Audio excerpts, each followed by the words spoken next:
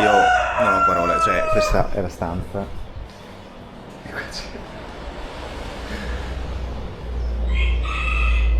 Qua c'è il gallo. Bentornati sul canale per questo nuovo episodio. Dopo più di 20 giorni in Indonesia ho cambiato stato, arrivando in uno dei paesi meno visitati e meno conosciuti al mondo. Provate a indovinare dove mi trovo durante questa breve introduzione. Sono sicuro che molti non hanno mai sentito parlare di questo stato. Oggi mostrerò la sua capitale, facendo emergere le sfaccettature tra l'accoglienza e curiosità dei locali, l'autenticità dei posti, la storia tremenda del paese e insomma vi darò quindi uno spaccato completo sulla capitale e su uno dei paesi più giovani al mondo, con la sua indipendenza conquistata solo nel 2002. Quindi preparate vocabolario portoghese e dollari, sono solo due delle particolarità del paese. E iscrivetevi al canale per supportarmi e per non perdervi tutte le mie prossime avventure. Carissimi, buongiorno da un nuovo paese nel mondo. Mi trovo a Timor-Leste, o Timor-Est per noi italiani. Sono arrivato qui con un volo da Bali, è uno dei due aeroporti da cui si può arrivare direttamente, l'altro è Darwin in Australia. Timor-Leste è uno dei paesi meno visitati al mondo, dovrebbe essere il 15° meno visitato, con circa 70-75 mila turisti annuali, quindi veramente ci viene pochissima gente. Per noi italiani non c'è obbligo di visa, quindi risparmiamo quei $30 che si dovrebbero pagare all'arrivo. Passato l'immigrazione ho ritirato. Una cosa particolare del paese è che qui si usano i dollari, quindi ho ritirato i dollari, è abbastanza strano usare dollari in un paese del sud-est asiatico, e adesso sono pronto per iniziare la mia avventura. Come prima cosa però vi mostro dove mi trovo esattamente. Timor-Leste è nella parte orientale dell'isola di Timor. La parte occidentale appartiene all'Indonesia, con cui, come vi mostrerò, Timor ha avuto non pochi problemi. Il paese è poco visitato perché non è facile da raggiungere e non è facilissimo ed economico da girare. Io avevo preso accordi con una compagnia locale, ma come vedrete i piani mi sono saltati all'ultimo. Per fortuna, come sempre, avevo un piano di riserva. Comunque, la capitale Dili ha circa 250.000 abitanti, su poco meno di 1,5 milioni del paese, che giusto per reference è grande circa come la Calabria. Come vedrete in questa serie, Timor ha un po' di tutto, mare, montagna, storia, ma ora ritorniamo nel paese. Questa notte la passerò per la prima volta tramite couchsurfing e la prima cosa che mi hanno consigliato è di evitare di prendere i taxi che ci sono davanti all'aeroporto, perché costano parecchio, è un paese molto costoso, e andare a prendere un minibus. L'aeroporto è dedicato all'ex presidente, il secondo presidente del paese, il primo poraccio è durato praticamente una settimana, è dedicato appunto al secondo presidente, è molto piccolo ma lo stanno ampliando. Altra cosa dedicata al presidente del paese è questa statua, dove in teoria dovrebbe esserci la fermata del microlet dell'autobus condiviso per andare in centro. Vediamo se è vero.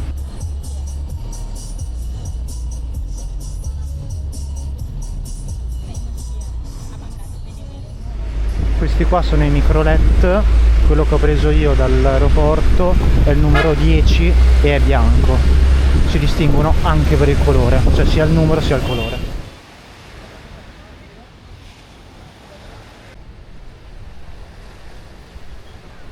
Adesso sto andando al Museo della Resistenza perché il signore che mi ospiterà lavora là. Quindi vado là, deposito i bagagli e poi vedo cosa fare. Il signore che mi ospita è stato molto gentile, mi ha portato a pranzo, mi ha offerto il pranzo, non ha voluto sentire ragioni e adesso sono al Museo della Resistenza. Sinceramente se fossi stato da solo non sarei venuto qua come prima tappa, perché comunque mi piace più esplorare, camminare, eccetera eccetera. Però essendo che lui lavora qua è un po' obbligato, ma comunque non mi dispiace, perché è un buon modo per scoprire la storia del paese. E visto che sono qui, non posso non parlare della storia del paese, a partire dal colonialismo. I portoghesi arrivarono a inizio 1500, inizialmente per commerciare il legno da sandalo. La parte orientale dell'isola diventa colonia portoghese, mentre la parte occidentale, oggi indonesiana, viene controllata dagli olandesi. Timor-Leste è stata amministrata dai portoghesi per quasi 450 anni. Anche per questo, oggi, il portoghese è una delle 2 lingue ufficiali, insieme al Tetum. Oltre a questo, anche l'identità cristiana deriva proprio da questi secoli di colonialismo. Purtroppo non ci furono solo gli europei, ma nella seconda guerra mondiale arrivarono anche i giapponesi. In 3 anni riuscirono a causare decine di migliaia di morti. Poi nel 1975 il paese dichiara l'indipendenza, ma viene invaso dall'Indonesia con l'appoggio dell'Occidente, che aveva paura della creazione di uno Stato comunista in questa parte di mondo. Gli indonesiani rimasero nel paese fino al 1999 e pensate che si stimano tra i 100.000 e i 200.000 morti su una popolazione totale di 700.000 persone. Ma com'è possibile che la comunità internazionale non intervenne? Perché ancora oggi si sa quasi nulla di queste atrocità? Beh, ne parlerò dopo. Intanto finisco la visita al museo e cambio tappa. Sto salendo al Cristo Rei, che è il punto forse più famoso di tutto il paese, sicuramente più famoso della capitale Dili. Si trova lassù, dietro ai rami. Il Cristo Rei è una statua di Gesù inaugurata nel 1996 come dono dall'Indonesia a Timor, che al tempo era una provincia indonesiana. Per precisione la 27ª provincia, come i metri di altezza della statua. Comunque qui è stato il momento in cui mi sono reso conto che i piani che avevo fatto con l'agenzia erano andati in fumo. Ma nel prossimo episodio vi farò vedere come ho rimediato. Piccolo spoiler alla grande. Sono arrivato nella casa del signore che mi ospita. Questa non è la mia tenda, però ha detto che ogni tanto ho più ospiti, quindi l'ha messa. Questo è il mio letto. Ovviamente il posto è molto semplice. Ci sono alcuni oggetti d'antiquariato.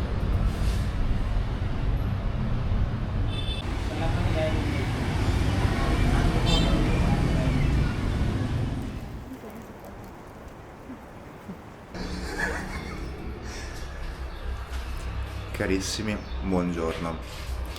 Io non ho parole, cioè questa è la stanza.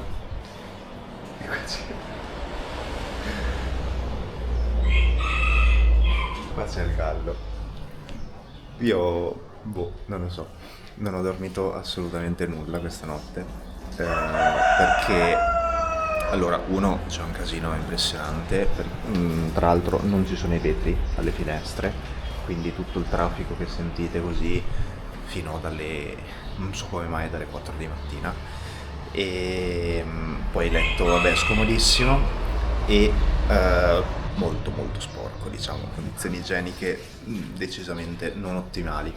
Ovviamente sono stato ospitato, quindi io sono super grato e tutto il resto, e non sono solito andare in hotel di lusso, anzi mi adatto molto, però diciamo che è stata una notte abbastanza tosta, ecco. Dopo la notte un po' così ho deciso di cambiare e prenotare un hotel.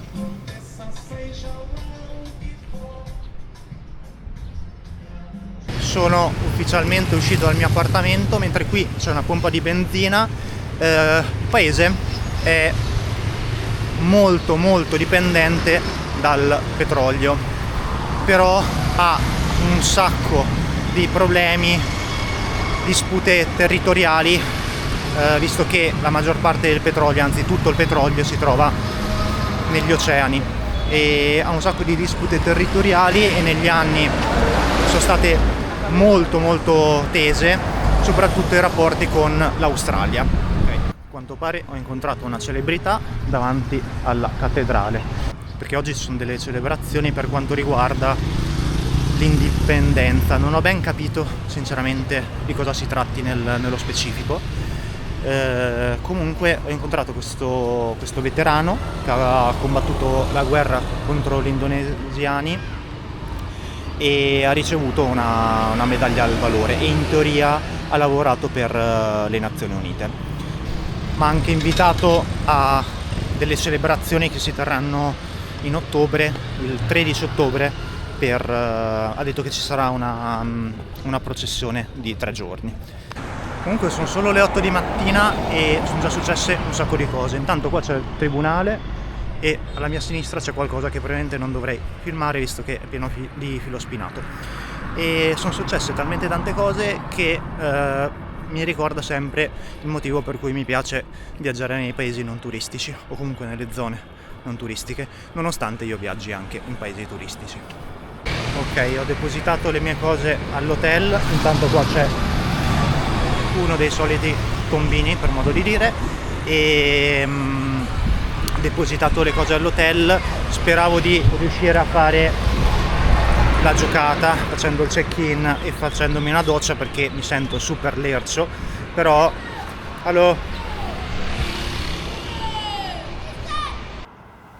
comunque niente doccia ma pazienza. A livello di edifici a Timor-Leste non c'è molto da vedere e le bellezze del paese sono più che altro naturali.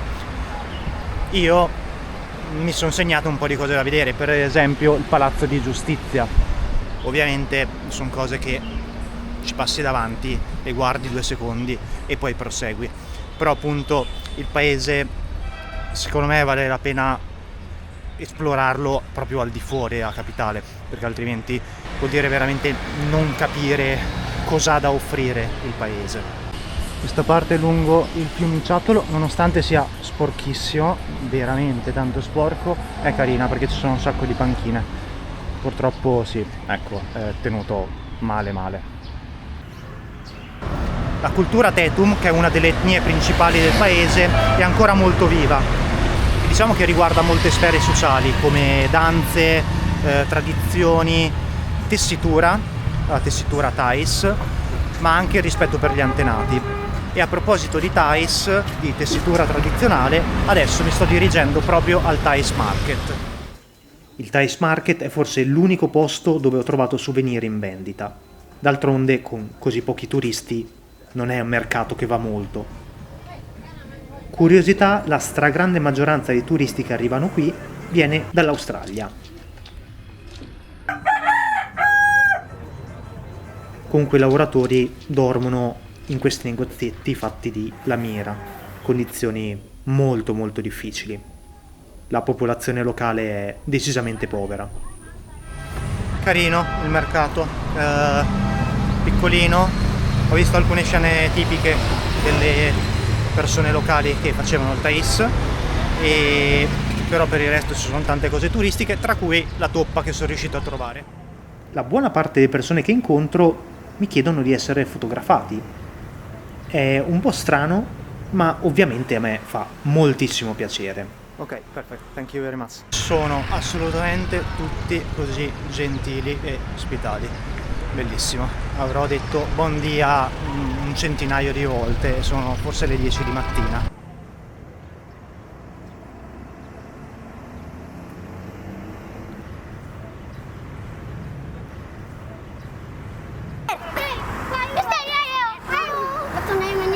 Elia.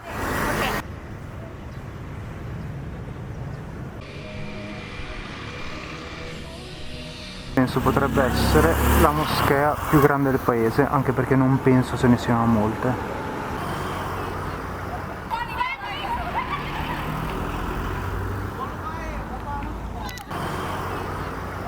Allora, sono arrivato lungo la costa, qua c'è il mare, ma ci sono 2 motivi per cui non mi va di fare il bagno. Uno, non è che sia tanto pulito qua, sarà che comunque la situazione dei rifiuti, come vi ho detto, è un po' drammatica e ci sono le acque di scarico che sono buttate direttamente nel mare. Ma la seconda motivazione, molto più importante forse, che Timor-Leste ha tantissimi coccodrilli d'acqua salata e non sono nuovi gli attacchi, specialmente ai pescatori in verità, però ce ne sono tanti e i coccodrilli sono distribuiti un po' in tutto il paese, soprattutto nelle zone della costa, ma non solo. Lungo la costa ci sono tante ambasciate, non male come posto per ambasciata. Continuo sul lungomare fino alla chiesa Motael, uno dei punti più importanti a Dili. Non per niente la chiesa Motael è considerata la più antica chiesa cattolica romana del paese. Venne costruita nel 1955 in stile portoghese e l'architettura ricorda l'influenza portoghese che si può vedere in tutto, diciamo, il sud-est asiatico durante il periodo coloniale. L'abbiamo visto anche molto bene l'anno scorso in Malesia. Bella questa, mi piace assolutamente.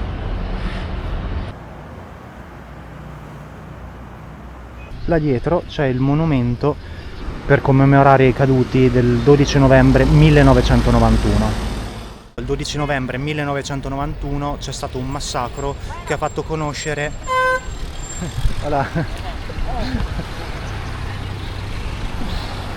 che ha fatto conoscere al mondo le atrocità da parte degli indonesiani.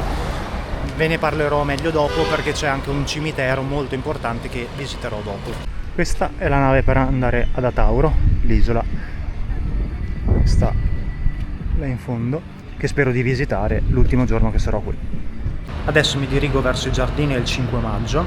Il 5 maggio 1999 è la data in cui viene proposta l'autonomia del paese, quindi ovviamente è una data molto significativa. Il monumento è stato costruito dall'Indonesia. Poi in verità, come già detto ieri, il paese ha raggiunto la piena indipendenza solo nel 2002.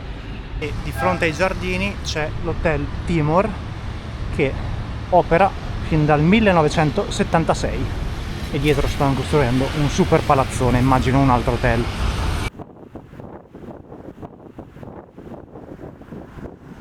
Un'altra opzione per andare all'isola di Atauro, che non è vicinissima, sono quelle barchette dei pescatori.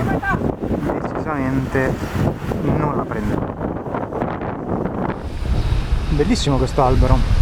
Comunque sì, direi che l'unica opzione sicura per andare a Tauro è prendere uno dei traghetti che non si sa quando passino, però sicuramente non mi metterò a prendere una di quelle barchette dei pescatori.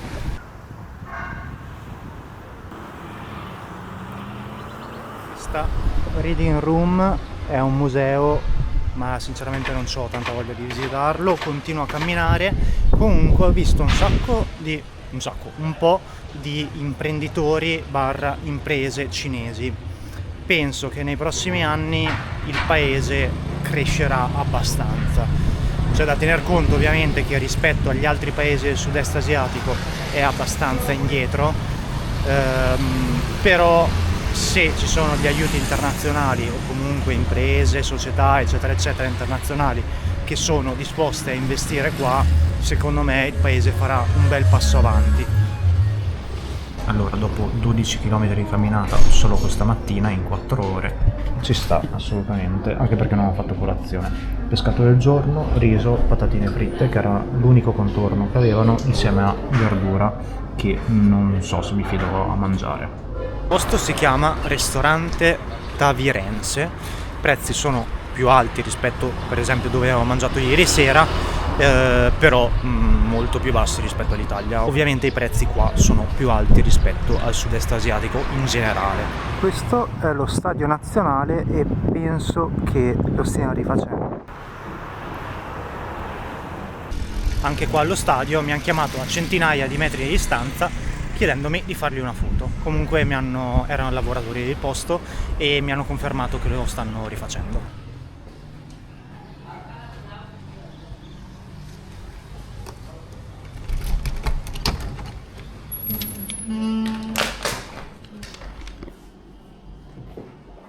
Beh, direi non male, decisamente non male, sia rispetto a alcune notti che ho passato in Indonesia, sia rispetto soprattutto all'ultima notte dove mi hanno ospitato, quindi non dico nulla, però questa è decisamente meglio. $30 comunque.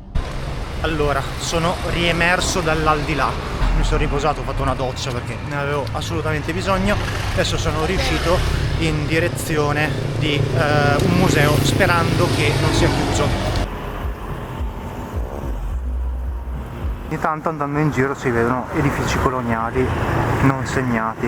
Allora sono arrivato al museo, non è chiuso, però non c'è nessuno, quindi penso che entro e pagherò dopo. Il museo si chiama Chega e racconta le atrocità subite dal popolo di Timor-Leste per mano di indonesiani, giapponesi e portoghesi.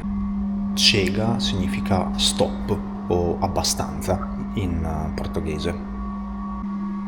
L'edificio è stato costruito nel 1963 e è praticamente stato usato come prigione, inizialmente dai portoghesi e poi dagli indonesiani per rinchiudere i prigionieri politici. Comunque ho l'impressione che sia mezzo chiuso perché tantissime porte sono chiuse e non c'è proprio nessuno. Infatti ho paura di rimanere chiuso dentro. E lascerò i miei soldi all'ingresso se riesco a uscire. Sono tutte sale chiuse che sto aprendo io, non so se sia la cosa giusta da fare. Allora, il museo mi è sembrato più completo rispetto a quello della Resistenza che ho visto ieri. Comunque, se volete scoprire di più sulla storia del paese, sicuramente consiglio entrambi.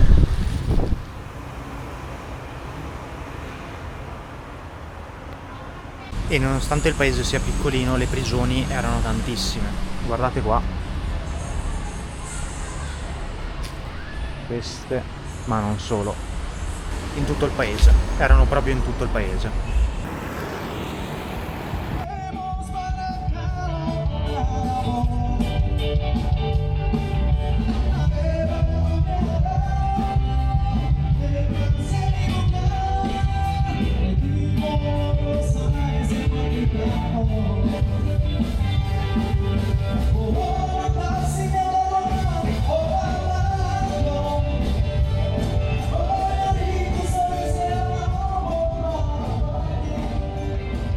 Dopo il museo mi dirigo verso il cimitero di cui vi parlavo prima e passo da una chiesa dove stanno suonando.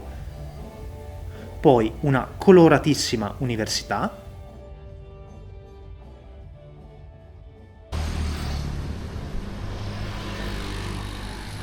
Un cimitero militare.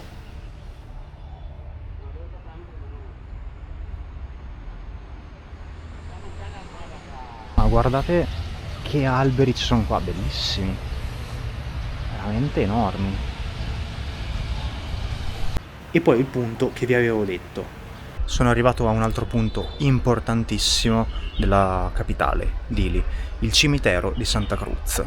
Questo è un importante luogo di commemorazione per i timoresi per causa del massacro che c'è stato il 12 novembre 1991, quindi durante l'occupazione indonesiana. Le atrocità furono riprese dalle telecamere e trasmesse in tutto il mondo, quindi fu un episodio simbolo che attirò l'attenzione internazionale sulla lotta dei timoresi per l'indipendenza.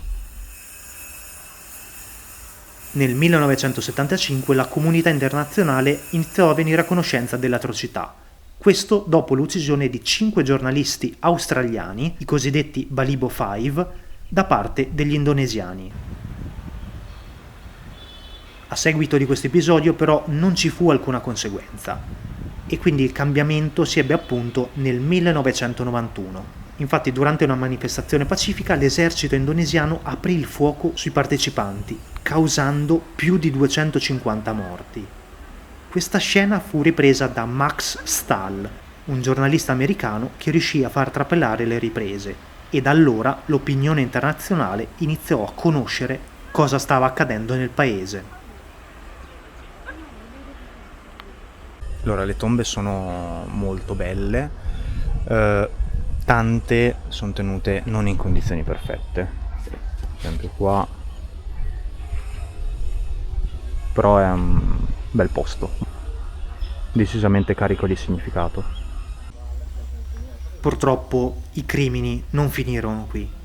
Alla votazione per l'indipendenza del paese del 1999 l'80% dei locali votarono a favore. In risposta gli indonesiani devastarono il paese, con migliaia di morti e centinaia di migliaia di sfollati. A quel punto intervenne una coalizione guidata dall'Australia e il paese fu posto sotto un'amministrazione ONU fino all'indipendenza del 20 maggio 2002. Adesso vedo se riesco a beccare le ultime luci del tramonto sul mare.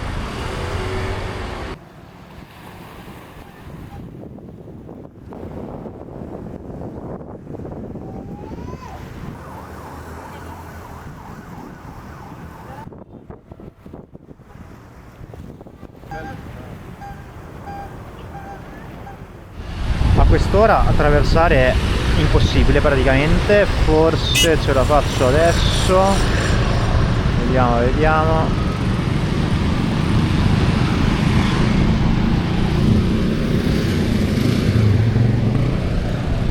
Diciamo che di lì non è che abbia cose imperdibili da vedere, probabilmente le due cose proprio da non perdere sono il Cristo e il cimitero di Santa Cruz. Per il resto le altre cose che ho visto non è che siano incredibili, però devo dire molto molto bello incontrare così tante persone disponibili e curiose. E io ho fatto tutto a piedi. Si potrebbe fare anche con i microlet, si potrebbe fare con i taxi, ma sinceramente se avessi preso dei mezzi di trasporto non avrei incontrato così tante persone e non avrei sentito così tante storie, diciamo. Quindi sono molto contento di aver fatto tutto a piedi, ho camminato circa 25 km. Detto questo, siamo arrivati alla fine del primo episodio su Timor-Leste. Io vi ringrazio di essere rimasti fino alla fine e vi chiedo di iscrivervi, se non l'avete già fatto, per non perdervi gli altri 2 episodi su questo interessante paese. A presto!